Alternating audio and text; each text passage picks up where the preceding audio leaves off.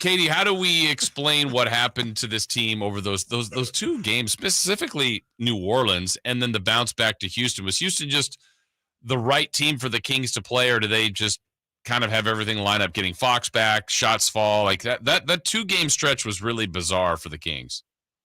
It was bizarre. They looked extremely like stuck in the mud, and they looked like utterly different without De'Aaron Fox. And I know that, they've been without him for, 3 games prior to those 2 games, but I think it was just at a much different point of the season. It was kind of a perfect storm, if you will.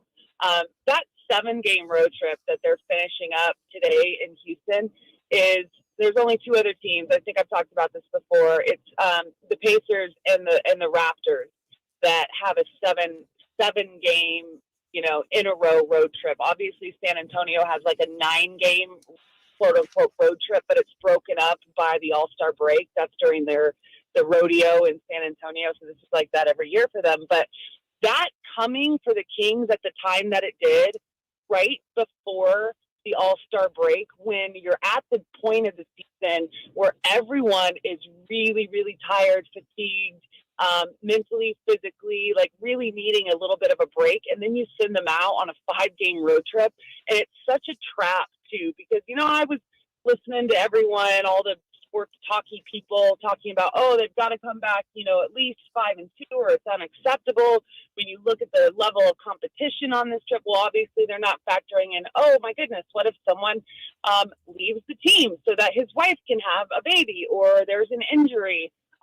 And also just like, oh my gosh, this is all of those things added together of the 7-game road trip when everyone's like just limping into the finish line right now to the All-Star break. I think that all kind of factors into it, Jason. And then, I think if anything, I hope Adam Silver was watching and saw the case that it makes for how important De'Aaron Fox is to this team and why he's an all-star.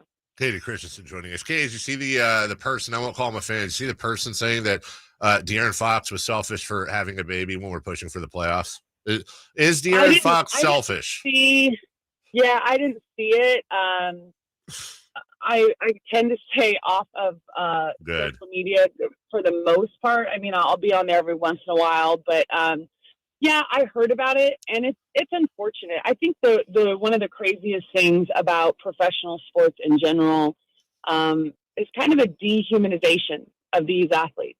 Like, they're not human beings, and apparently because of the amount of money they make, they're not allowed to be human being and miss things due to a death in the family, a birth in the family, personal issues, whether it be, mental, like whatever, like, mental health issue. It doesn't matter. It does not matter. You make X amount of money, therefore you must always be here. You are not a human. You are a robot.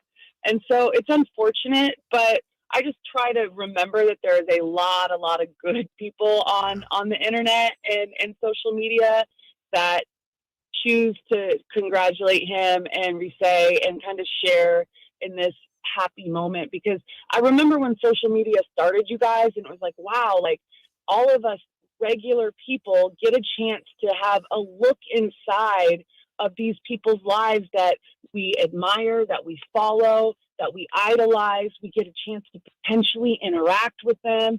And it has digressed into this state that we're in now, where some moron is saying that it's selfish of him to leave to be there for the birth of his child. Like, that's just absurd. Yeah, just a shame. Katie, what we've seen is Kayte Christensen coming to us from the Folsom Lake Honda Hotline. Folsom Lake Honda, your one-stop Honda shop. These scheduling games where they have 2 in a row. They've got one later this week with Dallas. They've had it multiple times already this year. That second game rarely plays exactly the same as the first. So what do you think tonight? What will be different about tonight's matchup with Houston? The first one that the Kings had this season was Denver, and that was actually a back-to-back. It was right after Christmas, the 26th or the 27th and 28th, I believe. That's a little bit different situation. At least it was home. And then the next one was Houston at home with a break in between. And one night they beat them by 20. One night they beat them by 25. Listen, I don't want to take away from Houston and take away from the fact that on any given night, a team can come out and win. But given those 2 games and the lapse that we saw, it's really, really critical for the team to finish out and take care of Houston the same way they did at home. And I mean, listen, they're just a better team. They're a better team all the way around, more experience. I think Houston has a really great young core, but because of the youth, they're the second youngest team in the league. You really can punish them. And a lot of the times it happens in the third or fourth quarter with them specifically. I mean, I think in every third or fourth quarter, the Kings have outscored them by like 20 points, right? I think it was the third in one game in Sac, and it was the fourth in one game, like a 41-20, outburst of scoring. And I think they did it as well the other night. Just there was one quarter where they really separated. So I want to see that. I know it's difficult from a mental perspective. You've got to come back. You face Dallas back-to-back at home, which this is after the Kyrie trade. So, and then you go and you close out before the break at Phoenix. So I just want to see them focus and like really, really dig in and use this game to also prepare themselves for the next 3 games before the break. Kayte Christensen with us. Last thing, I know that need, in air quotes, is a relative term. In your opinion, in order to make noise in the playoffs, do the Kings need to make a move? I don't know. I would not agree with need. It just has to be a trade that is a good situation, right? That really moves the needle, but also doesn't seriously impact chemistry that has been built and fostered throughout the season. And a lot of times with chemistry, it's with the rotation players, the main guys. That's where a lot of your currency in terms of chemistry and what you've built, that's where it lies. And that is not saying anything bad about rotation players, but it's just the bulk of the minutes that are played during the course of a game. You really want to try to not remove something, in my opinion, something that is so critical to what you've built up to this point. If it is a good trade, like the trade that happened today, I like it because the way I look at it, you guys, is they're looking at him as a player to hopefully develop that has value. You didn't have to give anything up technically to get this. And then I think they're looking towards the future already. This is a team that's been in the lottery forever, you guys. And they're now kind of turning a corner to where they have to start trying to find value that they develop themselves, second round players, kind of the way that Miami has had to do it for so long.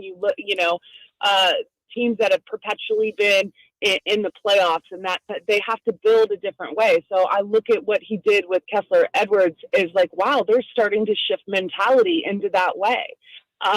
So I'm interested to see what happens. If nothing happens, I'm not going to be upset about it at all, because I think this team has done a really great job of building really critical chemistry.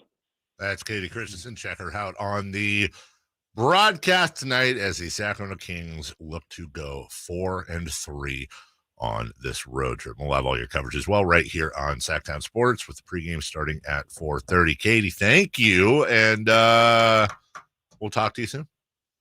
All right. Have a good one, fellas. All right. Thank you. Thank you. Bye-bye.